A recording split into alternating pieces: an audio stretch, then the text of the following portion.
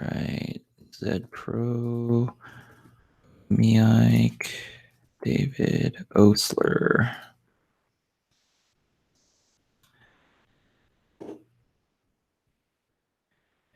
Okay. Let's see if anybody finds this at all.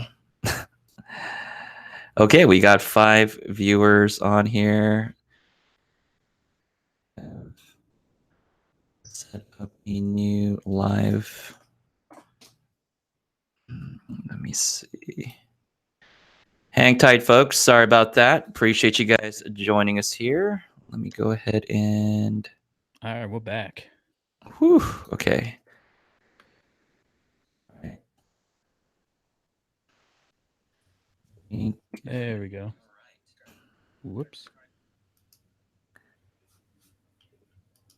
Dang. The struggle is real. He's back. Okay. What happened? That was weird. Oh my goodness. That was really bizarre. It must be an Aussie thing. I think it's a down under problem. It's fine now, though, isn't it? It's not delayed or anything now, is it? No, absolutely. Yeah, you sound great. No problem at all. That's weird. Oh boy. All right. So let's see what we can do here. Hopefully everyone jumps onto the other one. Well, David, how was it being ejected out of Google Hangouts for? Yeah, it was really weird. Oh my. Oh, shoot. I'm trying to get in the chat now. Okay, yeah, I got to try to find All that right, chat. so I've got the chat up. I still have the It's old showing chat. the old live stream. Okay. Okay, here we go. Yeah, no, it's think back that's up it. to the. All right, we're good. We're good. Everybody's back. Thanks, Jim. I'm back. Okay. All right. It wasn't Danny, guys. It's obviously just an Australian thing down here. You know, we are the opposite side of the world. We're in the future, and this is the problem. Well, Hard to sync that future with present. Oh man. Okay. All right. So we're gonna go ahead and get the show started right now. Sorry for those of you that had to jump streams. We appreciate you following us back out here. But just to let you know, welcome to Monday Live. Jason Vong isn't in the house this evening. I think he's still in San Francisco. He might be testing out some stuff. I have no idea. I didn't ask him. Wink, wink. And so I do have some special guests with me this evening. So David, go ahead and say hi. G'day, everyone. Great to be here again with these amazing blokes. I'm really looking forward to it. We should have a lot of fun, I think, now that we're back on anyway. I'm really actually interested to see what these guys have to say about the new camera releases. So I think it's going to be a pretty exciting show, actually. And I'm just basically can't wait to see what we all have to think about it all. So I think it's exciting. It's certainly an exciting time to be shooting mirrorless, that's for sure. I don't think we've had a better time now being a photographer than what we've got now with gear. It's just incredible at the moment. All right. And our Nikon resident expert, Photo-Me-Ike, go and say hi, man. What's up, you guys? Nikon in the building. Okay, the most underrated camera of all time, but we're not gonna get into that. Okay. I got my things ready. And Lee Zavitz, Zedpromedia, go ahead and say hi. Say hi to everybody. Hey, what's up, everybody? Nikon in the building. No, the only Nikon I've ever shot with is a D500, so I don't have much experience with them. But that was a great camera, though. So Awesome you're one for one. Still a very good camera, right? Yeah, no, yeah, you're right. It was. All right, so we're going to go ahead and get started with hashtag new gear as we usually start the show. Let us know in the comments, in the chat room, what new gear you recently picked up this week, or maybe last week you didn't get a chance to post it on our last live stream. Let us know any gear you've just recently picked up.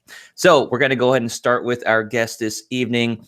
David, have you picked up anything recently? Yeah, I've got a couple of things, actually. I'll show you the first thing I've got, which was the Profoto B1 that I actually just got. I got this the other day. I've used it in a couple of shoots that I've actually posted to see how it actually goes, and I've been so pleased with how this functions, having that continuous light as well as the flash inbuilt into the flash has been amazing. And I'm really happy with it. Well, very expensive, but it is an amazing piece of kit. So that's one thing that I've picked up. The other thing that I've picked up too is the Tamarind 28-75. I used this when Tamarind lent me the actual lens, but I walked past the shop the other day and it was in there, and I thought, wow, I'm just going to go and buy it. So I bought that as well because I've been after that for a while. So they're the two things that I've actually bought, just the B1 and the Tamarind, although that adds up.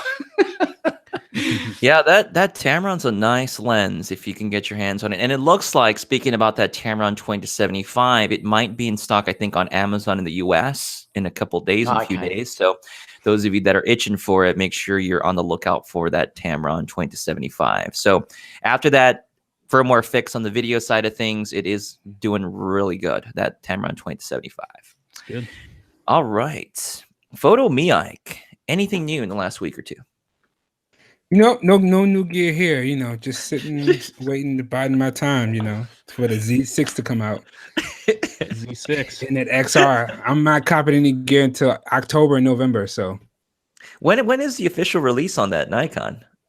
I believe November 30th for the Z6, and it's supposed to be the end of this month for the Z7. Oh wow!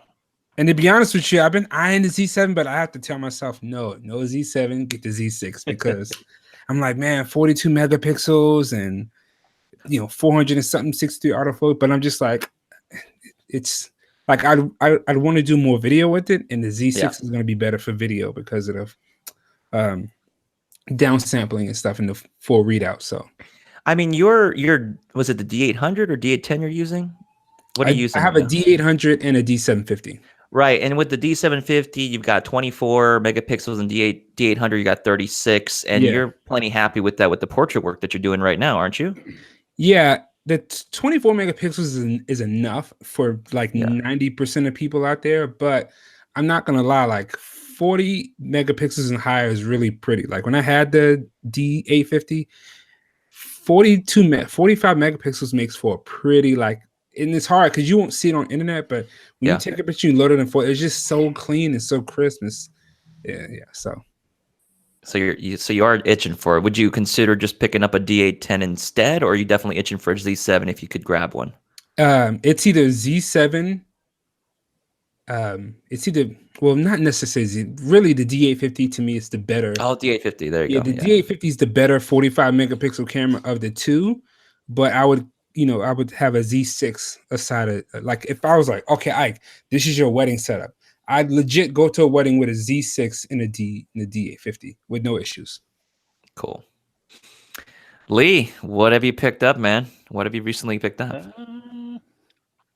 I bought a bunch of stuff to make a shoulder rig with, like lots of different parts, some carbon fiber rods, some base plates and stuff. I got hooked up with this director who's shooting a lot of higher budget videos, and they hired me out to shoot behind the scenes and really loved the stuff that I was giving them. So I've done 4 jobs for them now, and we got a big one coming up on Thursday. And I've just been hand holding my C200 with I have a side handle and then the top handle and stuff. But I'm thinking the one day was a 22-hour day on set, and I was just oh back shit. I mean, 22 hours. Holy it was a long day. So I'm gonna put together. I've never really had a shoulder rig, I guess, because I never really needed it. But yeah, and I got sent this wireless HDMI kit from Portkeys.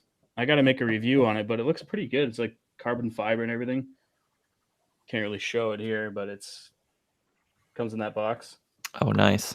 And this end goes on the camera. Sorry, no, this end goes to the monitor, and this end goes on the camera. It's HDMI and SDI. So I'm going to try this out on the next video shoot. Obviously not that behind the scenes one I was talking about, and then they also gave me a 7-inch monitor to go with it. And the wireless HDMI transceiver or receiver actually will plug into this, which is pretty sick.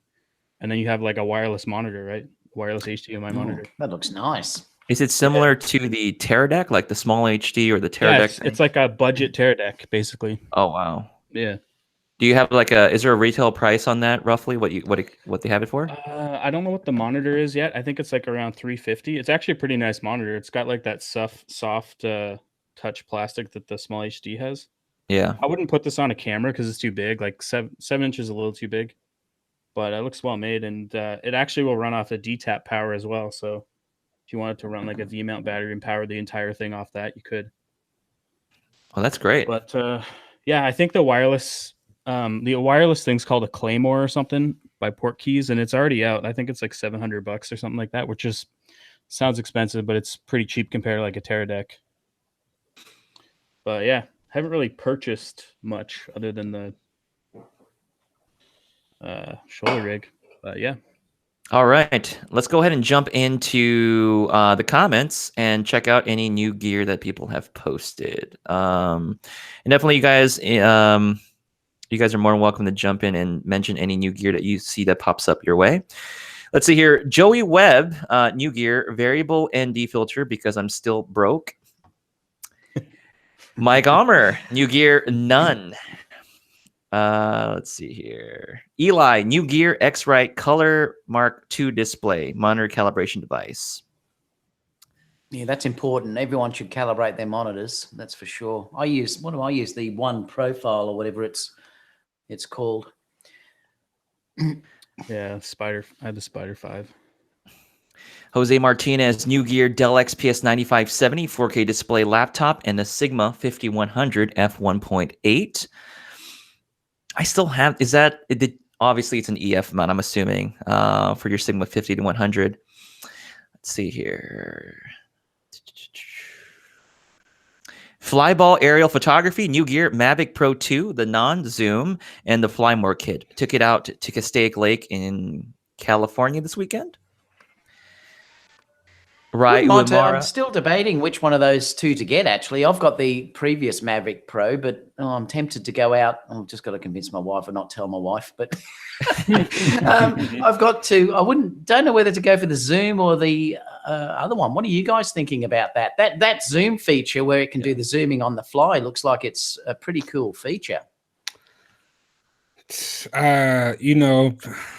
tough because the zoom feature is dope, but the one in sensors. So it's like, I think ultimately, if you got the zoom, you're gonna end up wanting the 1-inch sensor. So I would just say go with the 1-inch. Yeah, go for the best quality you can get. Yeah, because the sensor's already so small, right?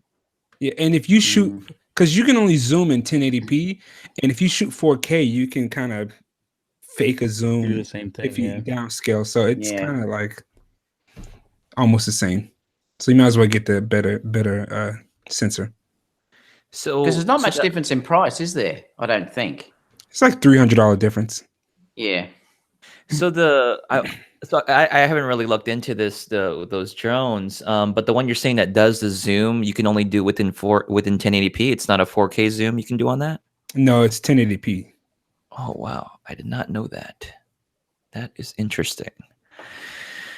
Okay, all right. Creative Films, new gear, Blackmagic mini recorder. Steve Holt, new gear batteries for the Blackmagic Pocket Cinema camera. 4K is on my list. Fathom Rocker says, hashtag too broke for more new gear. Honestly, just save your money for now. Save your money. Tim Munro, new gear. When I get home, I should have the new Sony 18-105 to use with zoom on a gimbal. He's going to use it on his A7 III cropped. Jonathan Allard, new gear. I just sold my A7 III, had it for 6 months, but didn't like it. Full of nice specs, but didn't like the ergonomics. Never made me want to go shoot. Waiting for the Panasonic full frame now. Oh, we are going to talk a little bit about that, but that's interesting. Very interesting perspective there. Let's see here. Wetsu 76, new gear, Sony Alpha 6300 with the 50 f1.8 and the 85 1.8. JSAN, new gear, 15-inch.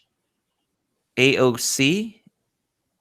What's AOC stand for? Anybody know? I think it's a company. It's just a company. It's a company? Yeah. I thought it was I don't know what it stands for, though. And he pre-ordered the iPhone X Max and the iWatch 4. Let's see here. The Apple fanboys won't like it when you call it an iWatch. I read it exactly how it was written. Okay. I know, I'm looking Let's see. Any more new gear? A used Louis Villanueva, a new gear, a used 100 2.8 STF. I really like that lens for what it is. It's just that its aperture wise is 5.6, but it looks like a 2.8 when you shoot with it. NBD it's too visuals. slow. Yeah. It's still nice though. I do like the rendering it has. New gear, Tamarind 20-75, 90mm macro, Sigma 16mm 1.4, and no Altura bag NBD visual says. Gotta love it. You guys want to try and read a few off while I'm still going through that? You guys want to catch those? Where are you at right now? We are on TN Reels. TN. Yeah, Sigma 30mm 1.4. He said he's got. What else have we got? New gear, said Jason said there, got them about a month ago. Finally got my A7 III and the GM 2470. Oh, wow.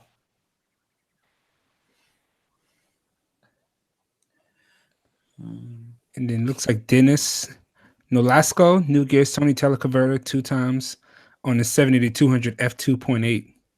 Good. Have you had a chance to use it a bit? How it's working out for you?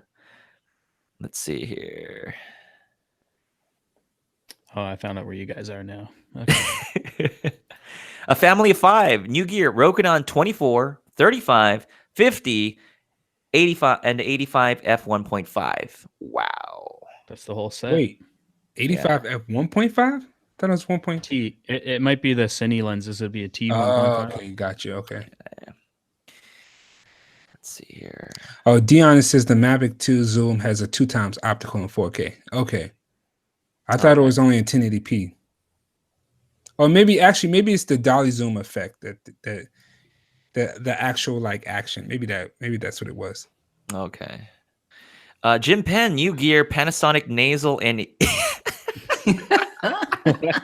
nice. They do make other products, right? Panasonic nasal and ear hair trimmer. Nice. Wow. Appreciate that. Gerald got the Godox LED light stick. I must have a look at those actually, because I use the ice lights and I'd like to compare that Godox LED light stick to that Godox one to see if the lights are soft. So I must try that soon. AW305, new gear, getting my life in order. Just kidding, he says. Godox 8200. All right. And then Felix got the 70-200 f4. I was just going to say that he got that. I love that lens, a 70-200 f4. Yeah. Although now I'm using the Tamarind, I'm really hoping that they bring out a 70-200 f2.8. If it's as light as what the 28-75 is, that's going to be a great lens, I think. I'm just hoping they bring it out. I just don't think it's going to be that focal length, though. They might have to compromise. It might be 80-200. Nikon, yeah, it might be 200 f2.8. I remember before they went to 70-200. So maybe if they make it 80-200, it'll be a lot smaller. That'd be nice. I wouldn't have a problem with that at all. Let's see here. And that catch it. The other one is what 28. It's 75 millimeters too, so it's a little bit longer on the reach. The other lens, yeah, so that one would pick up at 80. Yeah. Yeah, because it's interesting because some people actually talk about they don't like it due to it's lost that 24 mil in the wide angle lens, but that doesn't bother me because being a portrait photographer, I actually prefer to be shooting more at the longer range. So that test I did on the weekend with it where I'm shooting 75 nearly all the time, it actually is quite a lovely focal length for shooting portraits. So I'm sort of happier to get that longer length. Obviously, if you're shooting wider, if you need wider than 28, well, then the 24-70 is probably a better lens for you. But for the way I shoot in portraiture, having the 75 is a bit of an advantage. Yeah. Oh, yeah. I agree. I was using it this past week or last week, the 20-75, shooting at 75 for portraits. And I really liked it. It did come out really nice. So, yeah, I do like that extra 5 millimeters on that end. Okay. Casper saying 400 millimeter f2.8. Casper, did you pre-order that? Clara May, hashtag new gear, rugged ADL dry cabinet. Let's see here. Okay. Chris said he's getting his Fuji XT3 in silver on Friday. Imagine that if you ordered the new iPhone, you could get that as well at the same time. Yeah, right. Yeah, does that come out? When's Fuji comes out on the 20th, right? Yeah, I think the iPhone's due for me on Friday. Lee, are you there, man? I'm seeing a loading screen. I don't know if the others are seeing that. Oh, hold on. I think my battery died. Give me 1 second. Oh, Oh no. I thought the camera overheated for a second. I got a little worried there. Hey man, that overheating is real. My iPhone overheated when I was trying to record a video. I was like, dang, it shut down. Like, this must be what them Sony users feel like. Yeah, I made one mistake actually in a wedding with that. I was actually trying, it was a lower ended one where they wanted to have a bit of video filmed, and I tried to use the iPhone on a gimbal, and I was using it on that, and it was I think it was 105 degrees in the day.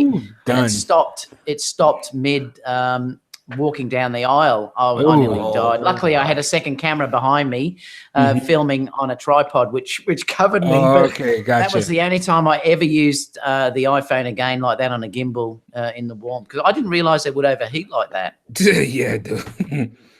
Wait, it was the iPhone that overheated on you with the gimbal? Yeah, the iPhone. Yeah, the actual iPhone just froze. So it froze mid. I think I was using Filmic Pro on it, and it was in 4K. I was shooting 4K, and I didn't realize it would overheat, but yeah, it just stopped. Thank God I had that second camera running. Yeah, I mean, I've had the Samsung Galaxy S8 Plus overheat on me. The camera, it'll shut down if I'm recording prolonged 4K. So, but I know there's now liquid cooling in some of these newer phones now that are coming out. So I think probably Samsung, not iPhones. It'll come out an iPhone in 3 years. All right. Okay, we're going to go ahead and jump into a bit of Sony news. Again, those of you just joining us right now, there will be show notes posted later. Just ignore the last live stream we had. We had a bit of a hiccup, but we're going to go ahead and jump into a few news topics right now, and then we'll jump into our talks about just mirrorless cameras in general. So right now, this was just posted recently on Sony Alpha Rumors, as well as I think going on mirrorlessrumors.com, is that Samsung might actually be in battle with Sony with regards to their APS-C and full-frame sensors. It's looking to be the potential of having a partnership with Fuji and Ricoh/Pentax with Samsung. So there's thoughts about them partnering up together in having an APS-C sensor potentially. They gave some specifications, but I think these are very similar to the Samsung NX1. A 28 megapixel sensor, ability to shoot 6K video, 10-bit at 120 frames per second, use the H.265 codec, priced 70% of the Sony sensor, and there is a rumor that potentially the XT-3 is using a Samsung sensor right now.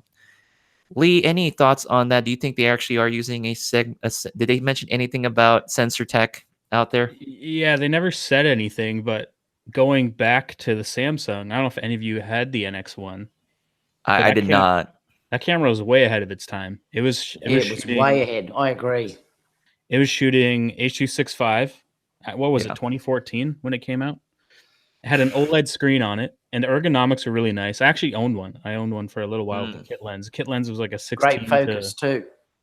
Yeah, it was like, I guess the thing that appealed to me is that it had like everything that I wanted more than Sony at the time. Yeah. And it did 120 FPS, 1080p. Like it did a lot of stuff. Dang, back then, right? That's a lot. That's a lot. And it's 28 megapixels. But that's pretty. The rumor, I'm looking at this rumor. I think I saw Fuji rumors posted too, and the sensor that they were talking about was the rumored, like what the sensor was going to go into the X8 or the NX2. So whatever technology they had put into that is what they were saying they were going to use for this sensor, which is what you just said. It was like 4K 120, right? I think it is the potential for 4K. It says 10-bit 120. There wasn't specifically 4K, but I'm going to assume that on that end. And but I remember the NX1 was downsampling from like 6K to 4K already back then. I think I could be wrong. Yeah, they had, and like the menus were pretty good on it. The ergonomics were nice on it. It was a really nice camera, but it just, they didn't have the lens support and then just gave up. So I don't know. Yeah, I was actually that close to buying into that because that was the time when I was selling all my Nikon gear. and I was that close to jumping in on that show. I'm glad I didn't because of obviously what happened. But that camera, it probably would almost hold up now, which is incredible when you think how long ago that was released. It was so far ahead of its time, and I think they'll do really well, Samsung, with if they do a similar thing with these new sensors, and it probably will be that Fuji have got that sensor in it, and I think the new Panasonic's going to have a Samsung, isn't it? I think as well. It looks like they're really going to start pushing back into that area again. I read a while ago though they were trying to challenge Sony in the sensor market again. They were talking about giving a real push to challenge Sony. So, again, competition's great, guys. Like it'll be a really good thing if it actually happens. I think I'm seeing the trend here is that the big consumer electronics companies, when they do decide to offer cameras, that they offer really compelling options. Like when you talked about what Samsung was able to do with the NEX or NX? NX1. Yeah, NX1. What Samsung's able to do with the NX1, what Panasonic is doing with the GH5 series and their Lumix series, and what Sony's doing with their Alpha series, like these are three big, consumer led that make way other products like TVs, refrigerators, but they can put a lot of money and tech into the cameras, whereas like the traditionals like the Nikons and Canons kind of are more reserved in what they put in their cameras. I don't know what that's about, but maybe that's just Lee, you're right, man. September 2014, the NX1 came out, or I think was announced, and that thing was definitely ahead of its time. And like you guys were mentioning, it's crazy. The kit lens was 16 to 50 f2 to f2 at 2.8. Oh my god, that insane! And it was all weather sealed. The entire camera and lens was weather sealed. Like it was. What?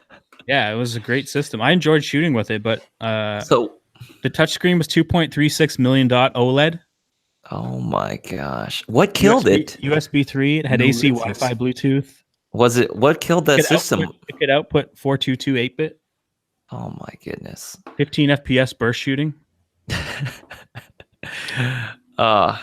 Yeah, man, it was a great camera. It just didn't. I don't. And like, I even enjoyed the ergonomics. I think Max Yuriev still has a couple of them. I know I remember his videos in the beginning. He did have a couple of them he was using, but I don't know if he ended up keeping them or not towards the end. But yeah, I don't know. I'd love to see Samsung keep going at it, especially sensors if they're not going to make a camera. But yeah. Sometimes the better systems just don't survive, though. If you look years back when it was Betamax versus VHS, and Betamax was a way better system in the video recording, and that just disappeared as well. They just didn't have the lenses. That was the problem, and it was a great system that probably if they persisted with it, it might have been okay. But yeah, I was disappointed to see it disappear because it certainly was a great system. Okay. Things like that it's always like, again, I mentioned in the video, Sony has Carl Zeiss, and they've had Carl Zeiss since forever. I remember working at Circuit City in 2003, and the little Sony point and shoots had a Carl Zeiss lens on it, and Panasonic has Leica, so these companies have big major lens manufacturers to back them up with lenses. Samsung, they had nobody. Like, who are you really going to trust a Samsung lens? I'm just saying. Yeah, I mean, they were still a new system. I could have sworn they had some other mirrorless cameras. Lee, do you recall? There were some other models. It wasn't just the NX1. I think they had like another model underneath that. X30, I think it was called. Yeah, so they had some other mirrorless options at the time. All right, we're going to go ahead and jump into the next topic, the news one, and this is an SR5 on Sony Alpha Rumors. That the 24mm f1.4 G Master and the 135 f1.8 G Master are looking to be announced very, very soon, potentially on Thursday. And I believe some folks that went to the B Alpha event in San Francisco might have gotten access to that. Now, I was supposed to go to it, but I just was so swamped and so busy that I just didn't go. But maybe that's where Jason is right now. I don't know. So okay, guy, I know someday. I really don't know anything. Like this guy. He's texting you right now. Right. I just got a message from Jason just telling me I might not be able to make it to the show this morning, and so that's when I reached out to you guys. As soon as I caught that Jason's message, I was like, okay, what's he up to?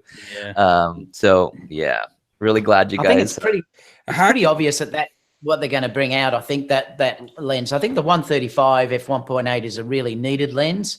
I mean, you've got the 2.8 with the Batis, but really, I think I'd be more interested in getting a 1.8 version of that lens. I'm not really interested in the 24. It's just not an area that I shoot more. I'd prefer to be wider if I was down that area, but definitely the 135 mil interests me. I just don't want to know about what they're going to ask for the price. There's rumors sort of around $3,000.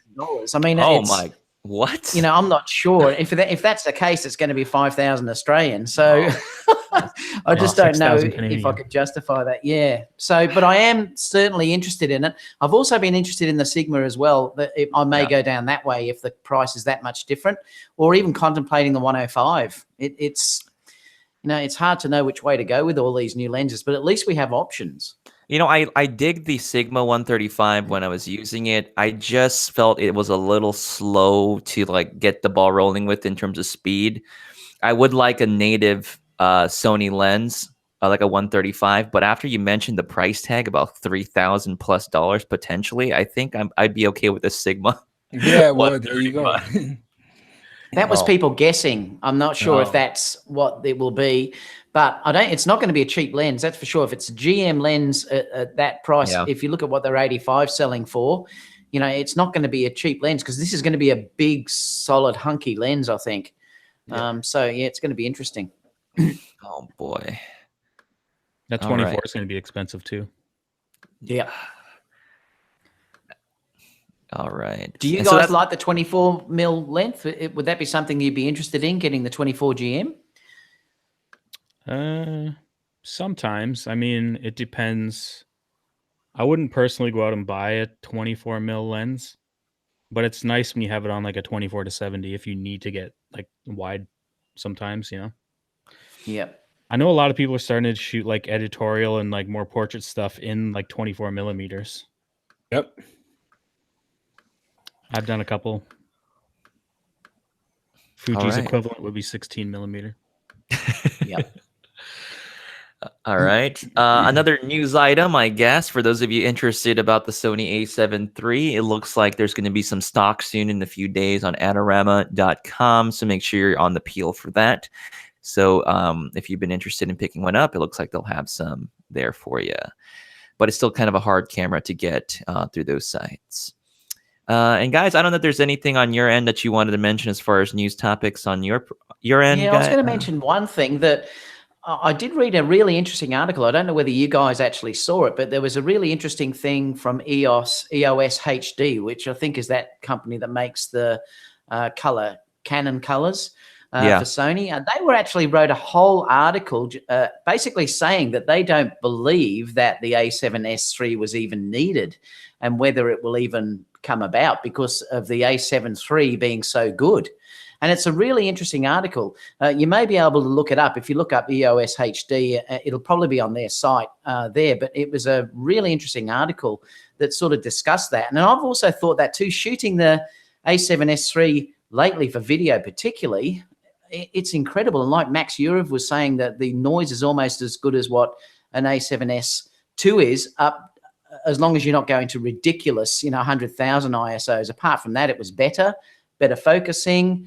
It's got everything in it. So they really need to add some real things in the A7S III to make it justify going up to that camera. So it's an interesting article. Yeah. So Lee, being a video person, is there anything in particular you would like to see in an A7S III going down the line, if you would even consider that potentially? Wait, what Sony camera do you have right now, actually? I take that back. The A7 III? Yeah, I mean, I mainly got the A7 III for two things. One, the eye autofocus. And two, just how easy the camera is to use for video, which is like the perfect YouTube camera. Like, I have a lot of cameras, but like I find it the easiest to use when you're shooting video. Just, you got that Super 35 punch in.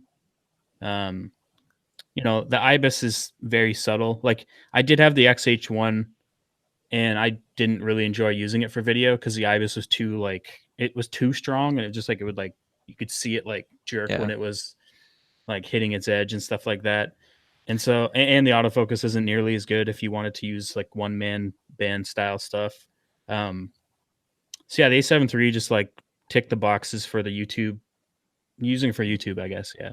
Yeah. But if I was to have the A7S III, if only we could have at least 16 to 18 megapixels. Yeah. Because then, like, I could shoot with 18 megapixels, no problem. If I was like shooting dark events or whatever, and the ISO performance is maybe like another stop better than what it already has, and 4K 60, obviously everyone wants 4K 60, 10-bit, blah blah blah. But the people that want all those things will never even care about using 10-bit. That's the funny thing. People talk about 10-bit, but like, try running 10-bit on your computer and tell me how much you're going to complain about running that. Yeah, exactly. I never used that on the GH5 I had either. It was just too hard to manage, so I stopped using it. Yeah, unless you're recording to ProRes. Most computers can handle ProRes pretty well, but yeah. Or if you use Apple computers, then Apple computers are not powerful, you mean? No, Final Cut. I don't know if he's a yeah. Final Cut seems to like make everything else works. Yeah. I mean 10-bit's fine. If everyone wants 10-bit, that's cool. I mean, they have to match what everyone else is doing, right? So Canon EOS-R is doing 10-bit 422 out. The Fuji XT-3 is doing the same. So that A7S III has to do it too, probably. The new Panasonic will do it. So everything's going to have I mean, I guess this new recorder that's come out too, the Ninja 5, is kind of like the perfect mate for all those cameras. Yeah, I mean, as far as the A7S III, it's some good points. Like, what's really going to motivate you to want to pick up that camera? But yeah, I never even talking flippy screen too. Yeah, flippy screen is. Please. I can't see them doing it just because it breaks the like body mold that they've been staying with. But who knows, right? Definitely. So what would you guys do if that was the case? If the A7000 came out with a flippy screen, would you get that over the A7S III if they both had 4K 60p? I would get the A7S III. Or the Well, I'd probably get the A7000 because I'd only want it for YouTube stuff. Like, Sorry, I already have. That's what I meant to say. I meant to say. Yeah, I thought so. Yeah. Yeah. Because it's only going to be used for video anyway, and I wouldn't be using it on like higher end jobs because I have the C200 already. It would just be for YouTube stuff, and you know, I don't care about 10-bit for that kind of stuff. Yeah. I'd pick up the A7000 in a heartbeat if it had the flip out screen. That's why I mentioned before I'm kind of eyeballing a Canon 80D, to be perfectly honest, or even the EOS M50, because like I said, I like the flip out screen. I don't want to add another monitor onto my camera, and I just like being able to record myself quickly in certain environments that I'm shooting in. But it's only applicable to me. And I'm finding I really don't need the 4K in certain situations that I'm shooting in, and I'd be happy just to have dual pixel autofocus handle the rest for me. And Canon right now is the one that only offers that flexibility. So if the A7000 has a flip out screen and it's priced effectively, I'll pick one up.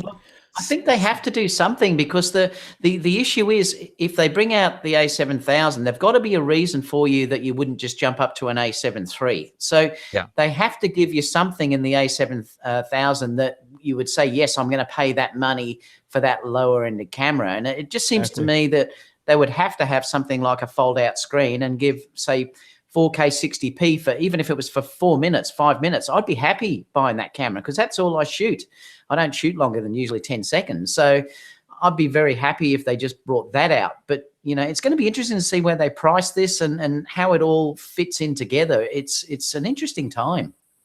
Well, I feel like if they follow the A7 III mode, they'll have to price the A7000 cheaper, because what they offered in the A7 III for that low of a price, why would they offer like something like an A7000 for $1,600 when you just gave us an A7 III for $2,000? Like it would be it'd be too close. And there's way more lens support for full frame than there is crop. So it's like if somebody was going to look between the ones to buy, if you want to shoot wide angle, there's way more wide angle options for full frame than there's APS-C. Yeah. I think they're going to have to just direct head compete with the XT3. Same Yeah. specs with a flippy screen. Yep. Same price. All right. All right. Well, that is a great segue into our particular topics this evening. Okay, so we're going to go ahead and jump into, we've been already talking about mirrorless, especially Sony, but I did want to pick everyone's brains here and throw this question out here to get the ball rolling here is, out of all of the current mirrorless cameras that have been announced at this time and have been out already, which one do you think landed on top? So this is including the Z series Nikon cameras, also the EOS-R, the Fuji XT-3, and those are the ones that have been out so far. And even Sony, which one do you think landed on top, or maybe landed second place? What do you guys think? David, we'll start with you. Oh, well, I think by far the best one is the Fuji. I think it's easily the best release if you look at all the specs and everything that's been offered inside that camera. Yes, I know it's APS-C, but I think for everything there, if that had had the flip out screen, that would have been the ultimate camera for me to think about going and getting for my YouTube stuff, because it would have had everything that I actually needed. You know, 4K 60p, great sensor, great and low light, great focus apparently in that camera. And I think that's by far the best announcement of all of them. The second best announcement probably is the Nikon, I think, the Z6, I say Z6, I've got to think of the way the Americans say Z6 probably, yeah, is the next best camera. I think the Canon is the worst of the lot of them. It has the flippy screen, but it's got the oldest sensor in that camera. It's basically got that ridiculous crop when you're dealing with, you know, the 4K and stuff like that. And I just don't think that's going to be the one that is the best release, but that's got the best lenses. So it's really, I don't know, see what you guys have to say. All right. So David Oaster saying number one, Fuji from the release, Nikon, and then Canon's going third. All right. Photo-Me-Ike, what's your thoughts, man? I'd have to agree with if you're talking about the cameras released in the last 30 days, I would say that the Fuji is the best on paper, spec wise, with the Nikons being second and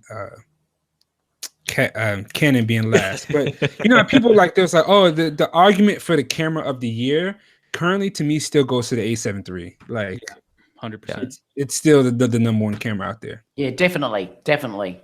I was talking about the new releases. Yeah. I still think the A7 III is by far the best one there. Yep.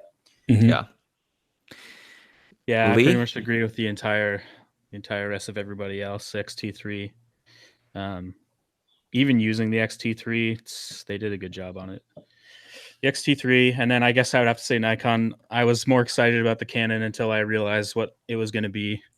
The funny thing is, like, the Canon fanboys are still going to love it. And if you never tried a mirrorless camera before, and that was your first mirrorless camera coming from a 5D Mark III or whatever, or even 80D and upgrading, you're going to like it. It's going to be a good camera. It's not, that's the thing too. Like, all the cameras are good.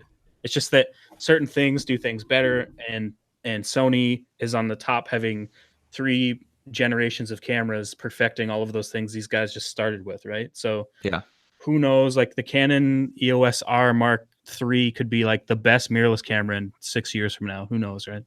That's true. And that's what I was, so my whole argument with all of these systems, really, because like now that everybody has a mirrorless camera, now the playing field is, of course, specs. You know, the other Fuji's there, Sony's there. Canon and Nikon have to catch up in a few areas. Canon more than Nikon, in my opinion. But with that being said, we talked about this on text messages earlier. To me, and I think somebody mentioned this, is lenses sell cameras, not, you know, cameras don't sell cameras. Their specs don't sell cameras. It's lenses. Like you guys mentioned earlier, that Samsung, you know, NX had all of the specs that you could ever want, but there were no lenses, so nobody bought it, and it went away. And that's the thing, like, you know, Nikon and Canon, they can put autofocus and a dual card in the next camera in 4K 60p, and they still won't have all of the lenses that Sony will have. So there'll always be something against it until the lenses come out, and then that's when it'll be formidable. So, my argument is, what are the lenses going to look like in the next 5 to 10 years? Because that will really change the playing field. Because once Canon catches up or figures it out, when they have 51.2s and 85.1.2s and 20, people are going to be like, I don't need anything more than 10 frames per second for what I do, and 4K 60 is good enough for me. And most people still watch YouTube videos on their phones.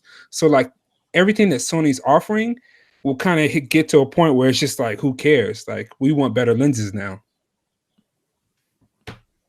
I suppose the thing too is, though, it also depends on what lenses you need. I almost think the lenses now is not really relevant in the fact that you've got an average photographer would have everything they need now in the Sony system. I mean, what more do you need now than what we have? There's a 70-200 2.8. There's a 16-35 2.8. We've got the 1.4 lenses there. We've got Sigma now popping in. We've got Tamarind popping in. So I think we've got more than enough. Apart from the long focal lengths for things like sports or wildlife, which is still probably the area that Sony still have to, look at. But that's going to come.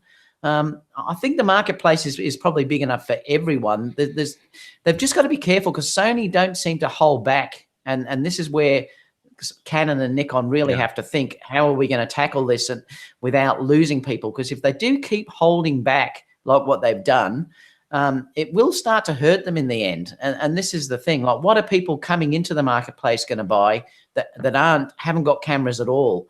And this is what it's going to be interesting in the future, that don't have that link to Canon, they don't have the link to Nikon. Are they going to look at what Sony is? Because I know here in Australia now that when I walk in the stores, a lot of the people in there, particularly the salesmen, are pushing Sony. Now, I don't know whether that's happening over in the US and Canada, but it's definitely starting to happen here, where I used to see no one looking at Sony when I bought it, but now it's really, as you walk in the shop, it's often in prime locations in the store.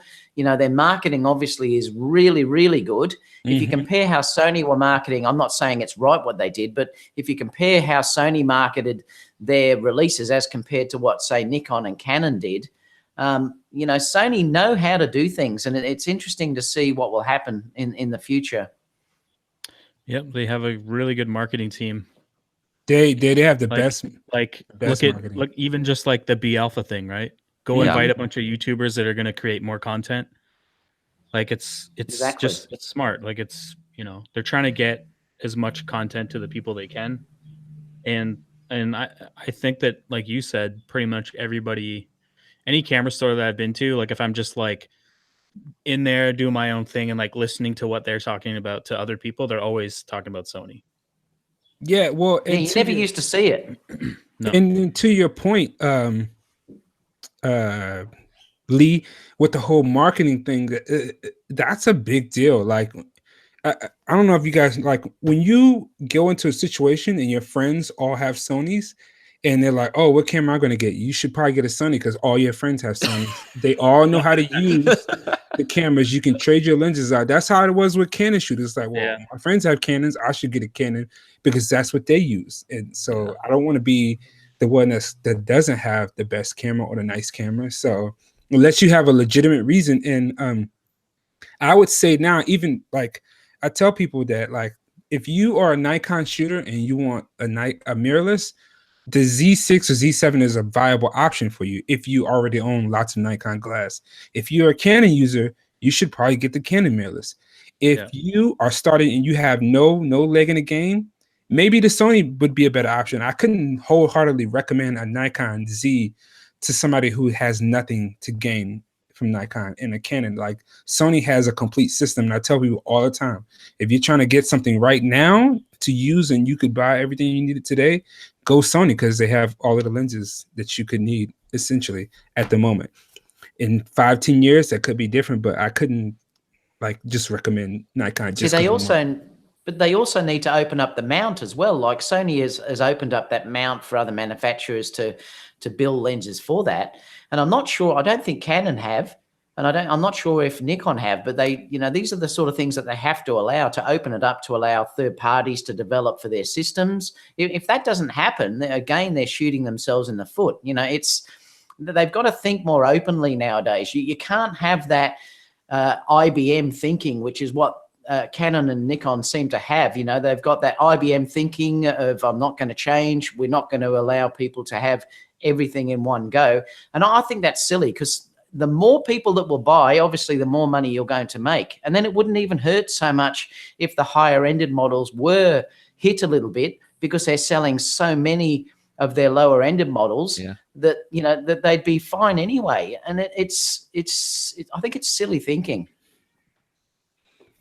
Yeah, man, I don't have a, you know, it's, you know, like I said, if Nikon feels like they can provide enough lenses for people, then, you know, really it's just the cheaper lenses that'll help get normal folks. So people like yourself, David, and like myself, like we'll buy first party brand lenses because it's our job. Like Lee, it's your job, so we'll get the Nikon brand lenses. But like just your normal casual people who might want something a little bit cheaper, having those cheaper Sigma or Tamarind options will be the tipping point to where the mass market appeal comes in. Yeah, and it's interesting, like, you know, Fuji too. I mean, their lenses are amazing. Lee'd know that because Lee's used it. I mean, I've only used them in the shop to have a look at them, but the lenses seem beautiful, and Lee might be able to comment on that too. But, you know, they seem like they're just beautiful lenses that they have in that system as well. So, you know, that's another really good system too. Yeah, there's really not many third party. I think Samyang, Rokinon has X amount. And then I think Zeiss made like a couple lenses as well, but yeah, the Fuji lenses are really nice. They're all metal. Like even the kit lens that you can get with the XT3 is 18 to 55, 2.8 to f4, and it's all metal. And it's a nice lens. Like they have the right amount of lenses that pretty much cover the entire area, but it's not like there's like multiples from different brands coming in and making the same thing. Some of their lenses are a little older, like the 23 f1.4, the 35 f1.4, and the 56 1.2 are all like really old lenses, but they're like so good. Like they're like cream of the crop, but they're slow. So Lee, do you think Fuji, is it their marketing that's the issue, that you just don't hear people talking about Fuji enough? Fuji has terrible marketing. And like now they have a camera like the XT3, which competes on like Sony level. They could really push the marketing on it, but I don't know if like that's what they want to do.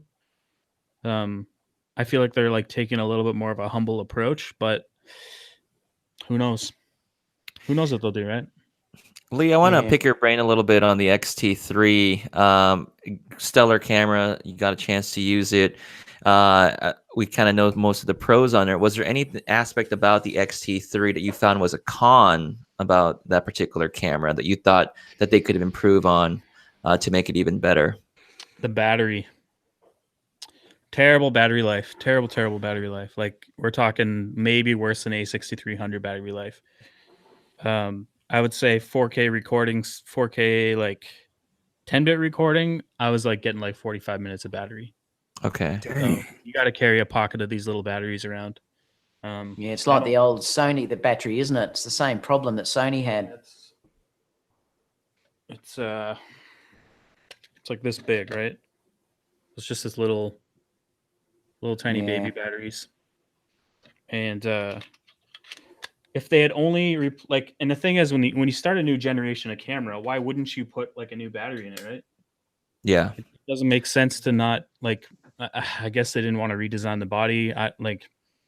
The XH1 could have took a new battery because the grip is way bigger. They use the same little battery in it, and the camera's so powerful now. It's like they say you get a little bit more like shots out of it and whatever, but that's fine for photography. But like if you're shooting video with it, like it's so powerful now. Like the processing on 4K 60 10-bit is got to be like pretty intensive, right?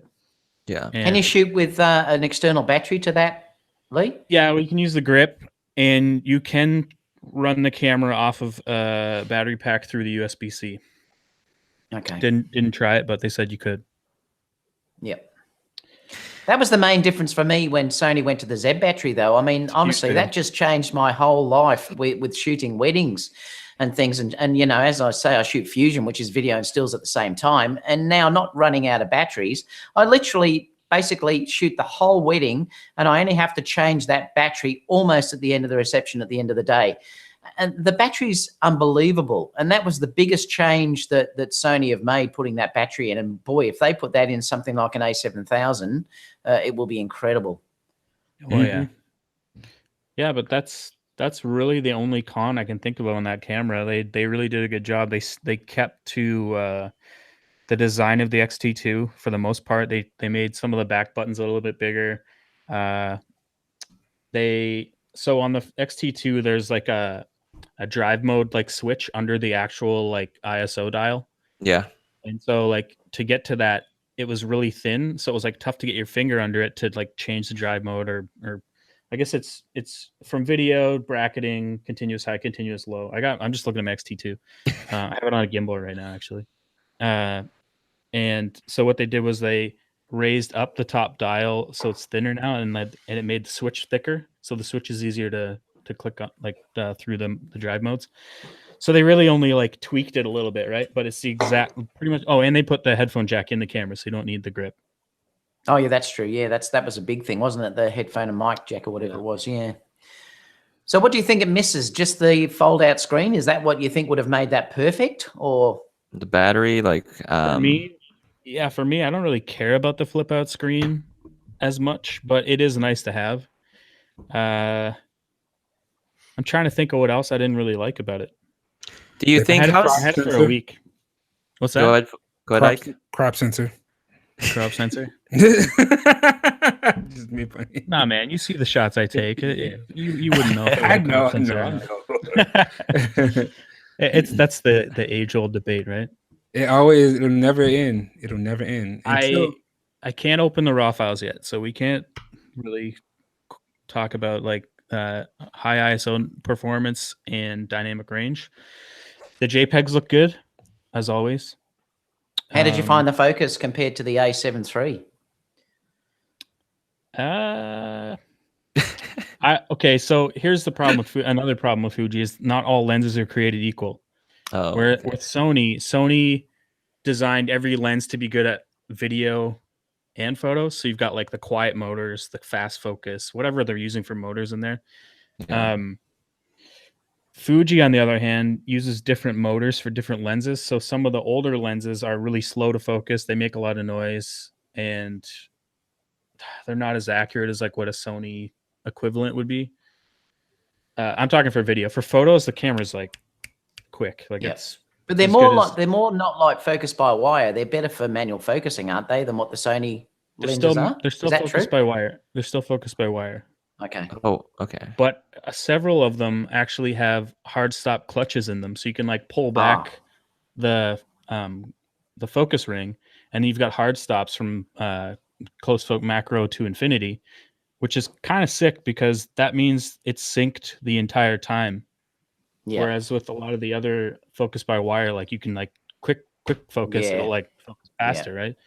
So it's kind of cool that some of the lenses are like that. I wish they were all like that. I think that would make it a really unique option for video. But they do have a linear focusing mode in the cameras now, which allow the lens to be synced up with your focus speed. So no matter and focus peaking, does that work well? Focus peaking is awesome on Fuji. Definitely better than Sony. Yep. Sony doesn't have the best focus peaking. I'm trying to think. I don't know. It's a great camera, and the price is right. So yeah, that was a big deal. That price point. If they came in at like $17.99 or something stupid like that, or even $15. Oh, what is it? $14.99? I can't remember. Have you had a chance to grade their log? Have you had a chance to have a look at how that is? Is it okay? Yeah. It's not like C-Log. C-Log's my favorite log to grade from Canon. S-Log, it's similar to an S-Log. All right. I put out a hands-on review with it, like my first impressions review from the event that I went to, and there's some footage in there you can see that was graded from log. Yeah, I saw that. I watched that actually. Yeah. Okay. All right. We're gonna tackle one more thing, I think, unless something else jumps out at us. But I wanted to talk. To bring back the whole Canon EOS-R situation.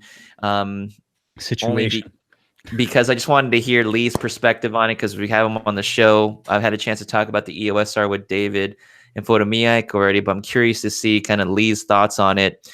I just wanted to know, is the crop factor the biggest deal breaker for you if you were considering an EOS-R maybe as a paired camera to your C200? So for those of you that don't know, Lee uses a C200. Would you have ever considered the EOS-R as kind of a secondary camera to that system because it has Canon log? Sorry, I was just commenting back. I'm just commenting on Dave. I'll just comment to Dave live right now. So Okay. he's Jared Poland has a secret opening Canon RAW files. Hit him up. So I guess he's talking about if I would do the same thing to the Fuji RAW files. Yeah, he somehow can convert them to DNG. I don't know what he does to do that, but I'm just gonna wait till Camera Raw is updated. But pause for a second. Does Fuji have like their own like photo viewing software? So for example, Nikon has like Nikon View NX. I downloaded some Nikon Z RAW files, and I was able to view them on my computer in the Nikon software because it probably uses the same algorithm or whatever. But does Fuji have something like that? Yeah, they have something called Fuji RAW X, and it's weird how it works. It actually uses the camera to process the RAW files. So you have to have the camera plugged into the computer, and you can view the RAW files through that way. And it uses the processor and the camera to actually process the RAW files using their algorithms to give them that but it only comes out as a TIFF or a JPEG, I think. So you can't export it like a DNG or anything. But it's kind of cool that you can do it that way too, because then you can put the film simulation on. You can adjust your raw settings in the software and then push out a JPEG or whatever. I'm pretty sure you can't push out another RAW file, but yeah. Anyway, do you know what? The JPEGs are getting so good now. I used to never ever use them, and now I seriously start to use them a lot more. Yeah, you're right. You're right. That's a good point. Anyway, to come back to C-Log using the EOS-R as like a B cam, you're thinking? Yeah, like a secondary, to your C200. Well, I already have a 5D Mark IV, which does that. So, I mean, yeah, sure. Why not? The crop is annoying, but I can throw something like the Sigma 18-35 on it, which is kind of cool.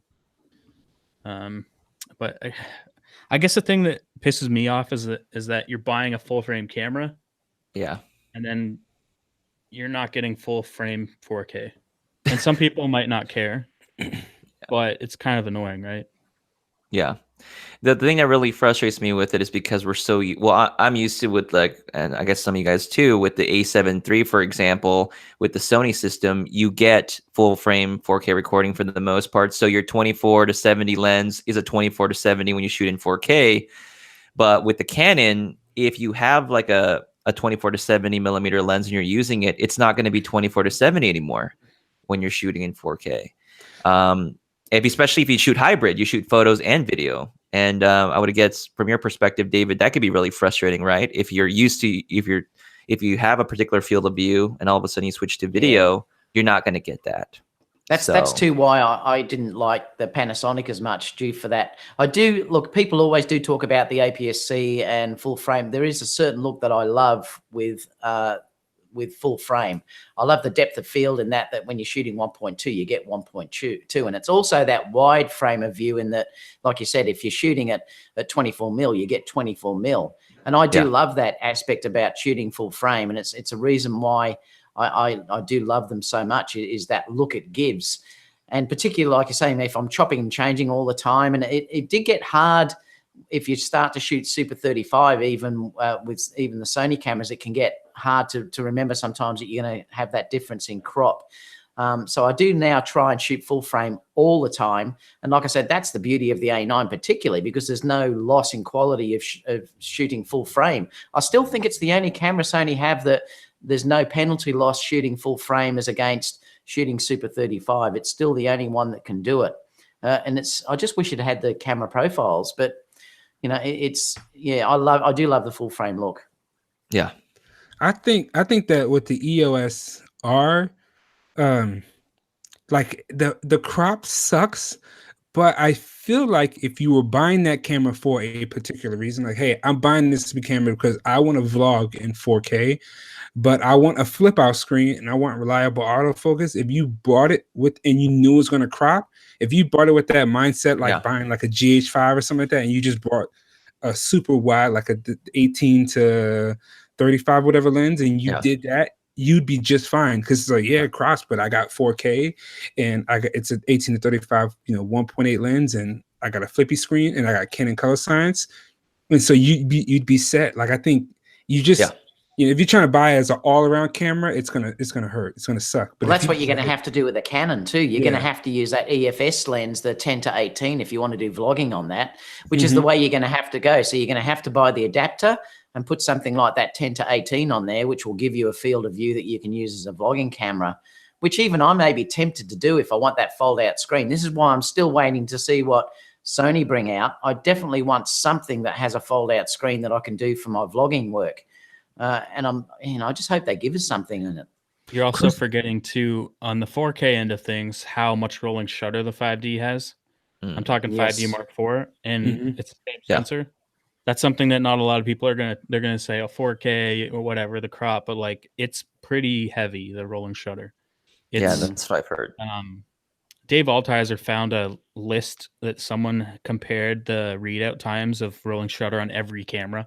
It's crazy, like to see like what cameras are at the top. The crazy thing is the 1DX Mark II in 120 FPS has like the smallest amount of rolling shutter out of like any of the cameras out right now. Oh wow! So it's like Canon does have the ability to, well, and that's another thing too. Like the 1DX Mark II does all this stuff. Like it's weird they couldn't have trickled it down. Been out for 10 years. How long is that? Like, no, for like 3 or 4 years now, dude. Yeah. But like it's crazy they couldn't somehow trickle that down into a mirrorless, and just blow people's minds. Well, they could, I suppose. They're just holding back again, though, aren't they? This is the thing that they tend to do. Yeah. But that's that's a good argument. So like they said that, hey, we're gonna come out with another more pro level mirrorless camera. What if the next camera is basically like a 1DX in an EOS-R body, and it's like $4,000? I don't. That's a lot of money. And they probably should do it because and they probably will do it. That's a lot of money, but like 4K 60, like everybody wants, flip out screen. That camera does like 12 frames, 13. What this EOS does 14 frames per second? It's 14, mechanical. 14 frames per second. Super great look. Like it would compete with the A9. Yeah, it would be an A9 competitor for a little bit cheaper. Till the A9 Mark II comes out next year. Oh yeah. Oh, dude. Oh my goodness. If that's gonna be crazy. I do want to mention. I know to mention Alex Sandoval dropped $20 a little back. He said a lot of live streams tonight, watching the SpaceX live stream, but this one will always be my favorite. Says thanks, guys. Alex Sandoval, thank you, man. Appreciate it as usual. All right. I think we should just jump towards the Q&A now for the next 5 to 10 minutes, guys. Is that cool? Or Yep. Yeah, let's try to wind down here. So we're going to go ahead and jump into hashtag QA, drop some questions down for us for the next 5-10 minutes or so we can go ahead and grab it. You've got all 4 of us here on the show right now. We definitely have a diverse group in terms of knowledge and background. So if you have questions, it's the time to drop some now. So please go and do so. All right. So first question up, Q&A from Clara May. Q&A, Lightroom and Capture One. Which one do you like better? Anyone have a preference? I've never used Capture One, but after watching that Matt Granger's video, I was like, he made a compelling argument because Lightroom just works. I'm used to it. I know how it works. I just never even gave Capture One a chance. But the way he described Capture One working better, it has me thinking. Yeah, I've dabbled in it. I haven't really 100% jumped into it. It's kind of like DaVinci Resolve. I've dabbled in it, but I haven't jumped into it. I've used Capture One for tethering before, and I find that it's probably faster than Lightroom for tethering. And I think it's like a solid argument for if Capture One can provide you better quality image conversion for your raw files. If you can get better results, if I can get better results from my Nikon cameras out of Capture One than I can out of Lightroom, it would make perfect sense to me to just use Capture One instead, even if I feel like Lightroom is easier to work with, at least for like individual stuff. Like for wedding work, I'd probably just use Lightroom because I have my presets and stuff. But like for individual like shoots, maybe I might want to give Capture One a try to get better, more crisp results. Yeah, I think too. For me, I did look at Capture One, but I wouldn't say I found it complex, but I think the future probably is going to be where almost Lightroom and Photoshop merge into one. I think that's probably what's going to happen eventually. They're getting very close now in the way they operate. And I just found having two systems that were totally different was slowing me down rather than having a system which in Lightroom is so integrated into Photoshop. And I found it just worked easier. The catalog seems to work well for me. I'm not sure how the catalog system works in Capture One. Definitely, if it's tethering, I think Capture One is the only way you can really capture with Sony anyway, tethering properly. But I've just never really got into it because I pay the $10 for the Photoshop and Lightroom anyway. I'm probably just going to stick with it. Yeah. You just need a beefy machine to make it run reasonably well, though. I think if you are looking for just one payment and just a system you upgrade, you may have to update not too often. I think Capture One might be the choice to go if you're not a fan of the whole paying monthly model with Lightroom and Adobe, for example, which isn't too bad now in terms of price. But the Capture One I think is a one-time fee you pay, but definitely you will have to update if you later on. I think if you want updates for that, so it's something to consider there. Let's see here. You guys can, if you see a question that kind of jumps to you that you want to answer, feel free to pick it out at that, guys. I see one right now.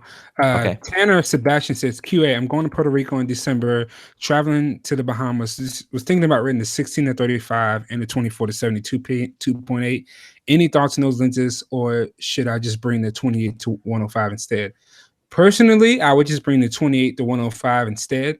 Well, here's let me give you the real honest truth. I'd pack all three lenses, and I would only use the 24-105 because I'd be like, well, just in case I might want to use it. But then when I go out on to have fun, I would just use the 28-105, especially if it's an f4 on a full frame lens, like on a full frame camera. That's what I did with my Panasonic G85. Like I loved using that all around lens. So all that extra weight and stuff, it's just not worth it. You know, switching, you just want to enjoy the trip. All right. Anybody else? Just if you see a question, that's yours. Tackle it. If you see something you want to tackle.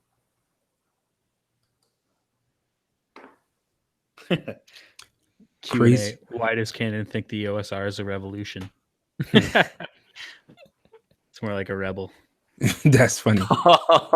Didn't Nikon do some kind of thing like that too, like reinventing mirrorless or something? Nikon said mirrorless reinvented, but you know what? These companies, they have to plug their stuff as the best stuff. I mean, I can't, like, what is it?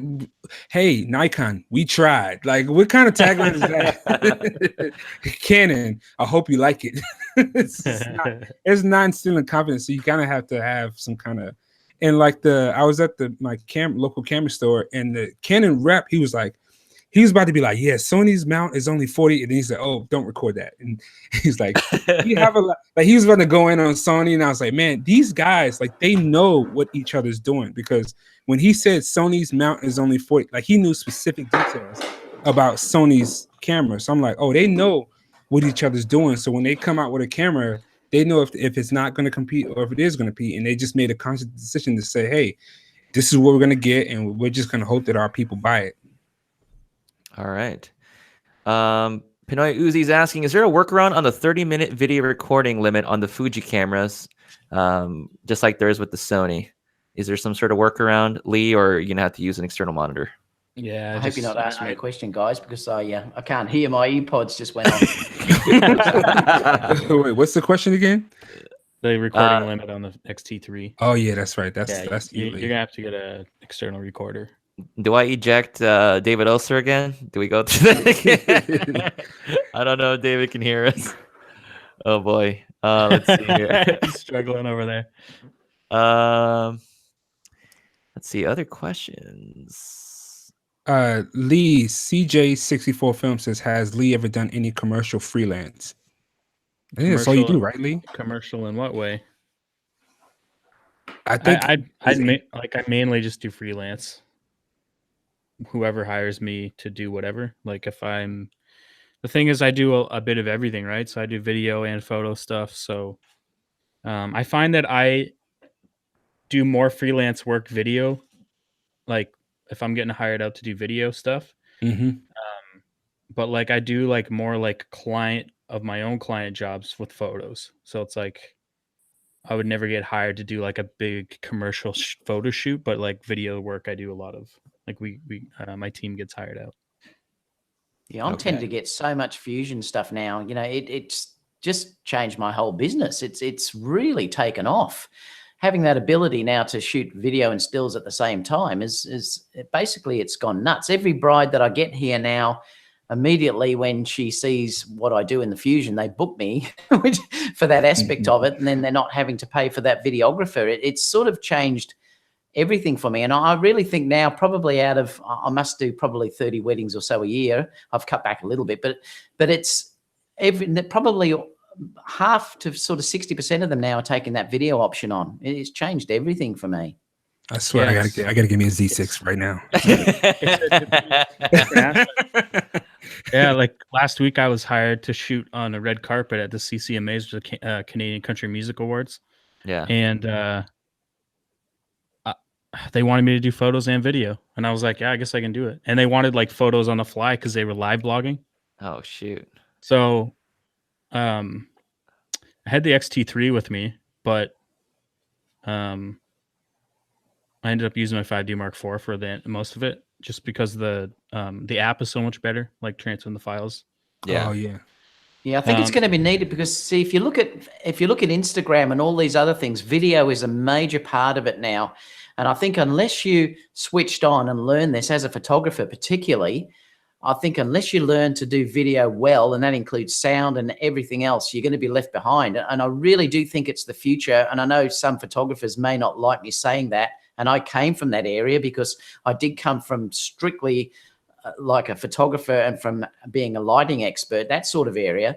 But I could see the writing on the wall, and I thought, well, I really have to try and change the way that I think. And it's the same with videographers. They're going to have to learn to do stills, because it's definitely, the Fusion is the way of the future. I think that clients, particularly young people, are going to demand to have moving images as well as still images done at the same time. And I think if you're smart, you should try and really push yourself into that area now. And these new cameras are giving you the ability to do that. It's a hard learning thing because sound is particularly hard to master. I'm still trying to learn sound. That's probably one of the hardest things you can actually learn. But once you start to get your head around it, you know, it opens all these doors up for you. Yeah, it's gonna be you getting chosen over the next guy too when you're bidding for jobs. David, with regards to the Fusion stuff you're doing, do you have a small team, or is it just like, how do you handle it? Are you doing both photo and video simultaneously?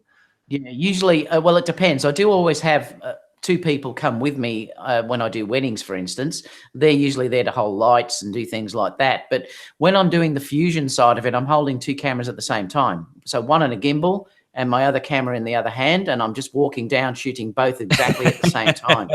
And everyone laughs at me when they see it, but I'm telling you, people look at me and say, what on earth is he doing? But to have that ability to do that and to offer things that you can give to your clients, and my average wedding is around $5,000. That's usually what I'm earning. And then if I can add $1,000 on that just to shoot a 3-minute video of highlights, which is what I offer for that money, it's just money in the bank for me that I'm getting for doing really not much extra. I'm already there, and I just have to carry a camera on a gimbal and work it out that way, and it's just taken off. And it does look hilarious to see me with two cameras walking down, you know, and shooting away, but the cameras are light enough now and the gimbals are light enough. I use a Moser Air Cross, which is nice and light. It's nice that I can walk down and do both at the same time. It does look hilarious, but it works. I mean, I've done that at some point. I've shot and recorded video on two different cameras at the same time. It's very interesting. Very interesting. Yeah, doing audio on top of that's another thing. Like I was saying, that red carpet thing. Like they've got we got lapel and handheld mic running into. I had like a Tascam recorder under my camera, but like you've got to worry about audio. So I'm plugged in with headphones the whole time. Plus, I'm taking photos and recording video. It's just a lot of stuff going on, right? And like you don't want to miss stuff too. Like, oh yeah, and like David said, you're almost like this. So two, like a camera in one hand and a camera in the other hand. Like I had a monopod with the A7 III and my 5D Mark IV on this side, and I was just like chick and like getting video and stuff. But it's like I don't do both at the same time very often, where it's like at the same time. Like there's lots of like time for photos, time for video type days, but like at the same time, it's nuts. And like props to Dave, because that's. Like I said, it's the audio. It's the audio that's the hard part, and I do mic everyone up, and I have backup mics going, and I'm using like the Zoom H6 to back into. That's the part that took me a while to learn. And if I'm trying to say to anyone to do what I'm doing, is spend the time learning, particularly the audio side of it, because the audio is, I think, is the most important part of a wedding video, to be honest. To have that sound of the groom speaking or the priest or minister talking, and have good audio in speeches. Things like that are what makes a difference between being ordinary or a very average type video. And that took me a while, and I'm still learning how to do it well, but I'm getting better and better at it. But it's something you really have to concentrate on. Yeah, that like bad audio makes a bad video. Yeah. Mm-hmm. All right. I want to just tackle this question from Alex Sandoval, because he definitely dropped that $20 earlier. He's asking, has anyone used Aurora HDR 2018? They're releasing a 2019 version of it, and he's thinking of getting it. Have any of you had a chance to use that particular software yet? Aurora HDR. Oh, yeah. Well, I can answer something about that. I think it's almost irrelevant. People aren't going to like me saying that anymore. I used to use HDR a lot early on. Now, with the cameras, particularly the Sony and the Nikons, their dynamic range is so unbelievably great that you don't need to use HDR software. And I really think you don't need it anymore. I did used to use Aurora when it first came out, and I used to use all that software to give that. And to be honest, I don't like the look really anymore, really. I think it looks a bit dated in its look, but I truly believe there's enough dynamic range in these cameras that you have HDR almost built into the file on its own. You can push those shadows up 5 stops on the Sony and the Nikon. It's incredible. And if you do expose a little bit to the right, not drop the highlights there, you've got a little bit of room to pull the highlights back down, and you've got this massive range that you can adjust the shadows in, that can give you a HDR look directly from within Photoshop if you want to get that, or Lightroom, without even using this HDR software. It's a really specific look that people look for, and I do think you've got to be careful with it, because it can look way over processed, and it can look a little bit dated now. So I don't know if I'd buy it anymore. All right. Thanks for that, David. Lee, question from Carlos: is the eye autofocus on the XT-3 as good as the A7 III? Did you get a chance to test that out? No, it's nowhere near as good. It's okay. I think it has potential though. Like, if we look at where the XT2 was to where it is now and what they've improved, that camera looks like a completely different camera now. The things that they added in firmware updates, and this new camera is a lot more powerful. So we'll see where they go with that. But it doesn't have like that target eye, like, it just like locks onto the eye, and it like just follows the eye. Like Fuji's, what it does, Fuji's is kind of like how Panasonic's is. So it puts a box around the face when it finds a face, and then it puts a box around the eye. The Panasonic does like a crosshair on the eye, but the actual, like, I can't tell if like it's the animation is delayed and it's still on the eye, or it's actually representing how delayed it is. So like if someone was to move like that, the box would slowly move back over to the eye like that. Whereas it's like probably Sony, a processor.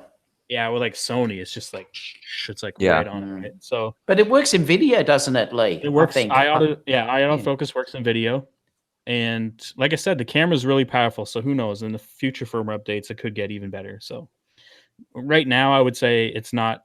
It's maybe, I wouldn't say 50% as good as Sony's, but it's definitely. It'll be good when they update it. It'll be good. It's okay. I wouldn't trust it though. All right. Maybe like one or two more questions left. You guys, if you see anything out there that you see. And I will say that the eye autofocus isn't 100% foolproof. Like I've used eye autofocus sometimes on the A7, and like it'll be on camera, it'll look like it's on the eye closest to me, and then when I look at the image, it's like it misfocus on the back eye or something like that. So it doesn't happen very often, but sometimes it does miss. You know, when you think, oh, it's gonna be exactly that eye, it's like, well, dang, I could have made that mistake with a focus point rather than letting eye autofocus do that. But still, if the subject isn't like doing crazy like focal changing, like where like they coming towards you fast, but if they're in one spot and like they're moving around, it's usually pretty much dead on, that I found anyway. Yeah. But I mean, I just love it, man. Like it opens up so much more opportunities for like just quick framing your shots. Like, I mean, I still focus recompose all the time when I don't even have to, but I just do it because it's just in my muscle memory. Like, you know, I'll still move the focus point sometimes and still focus recompose even with the focus point moved, right? But it's that little quick like last second framing that you want to get, right? And with the eye autofocus, you don't have to think about that. It's just, you know. Yeah, it made it super easy. Yeah. But yeah, it's not perfect, but it's pretty well there. Like it's like 85-90% perfect. Yeah. Yeah, I find it's pretty accurate. Yeah. Yeah. All right. I'm going to do like something really quick here, and I kind of need some help. Some of you guys know I'm a teacher. I teach high school. I do like photography and video. And those of you in the chat, I was wondering if any of you guys happen to be that do any type of photography or professional video work that's in the United States, that'd be willing to fill out this form for me. I'm going to post it right here. It's really simple. And I'm just looking for a group of people that are just like what we're doing right now. We talk about the current industry, what's going on. What is the knowledge that kids need today? Like if you're in high school right now, what do you think that students need to learn in the classroom, do you think, to be successful in this particular industry and field?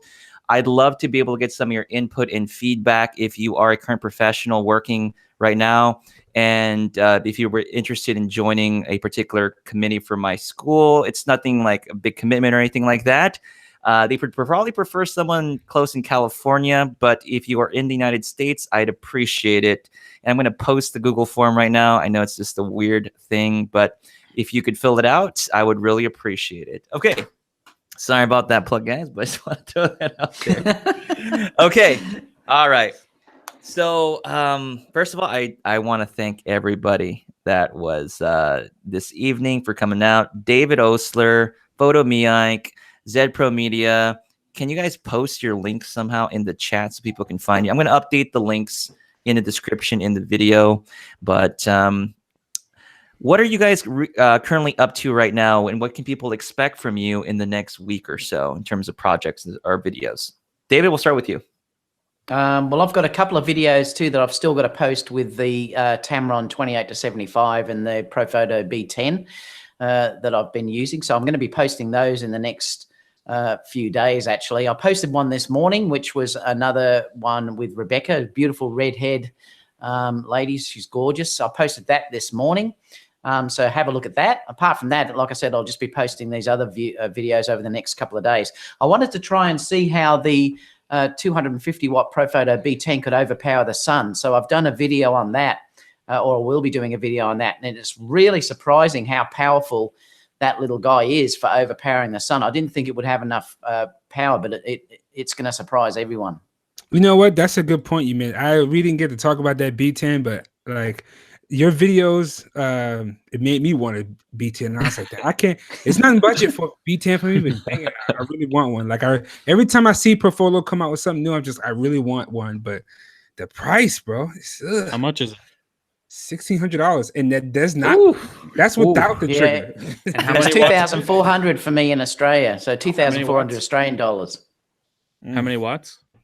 It's 250, but I think that's not quite right, because I saw a review the other day and it was saying it was only a third of a stop under the B1s, which are 500 watts. So I'm not sure how these readings come out, but it's interesting. Plus the continuous light on that through a softbox with color control is awesome. So as a fusion photographer like what I do, where I'm shooting stills and video at the same time, to have that continuous light that you can control color temperature on it as well is unbelievable. So I can't wait to use it on this week's wedding.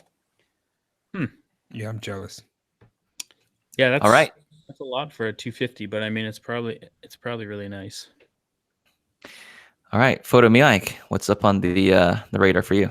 Well, you know, as you may or may not know, so last time we talked, I was going to start being a teacher at the Yeah, I school teaching remember. photography. But then I got home and then the schools were on strike. So I never even they were on strike for a week and a half. I was like, oh, I got home.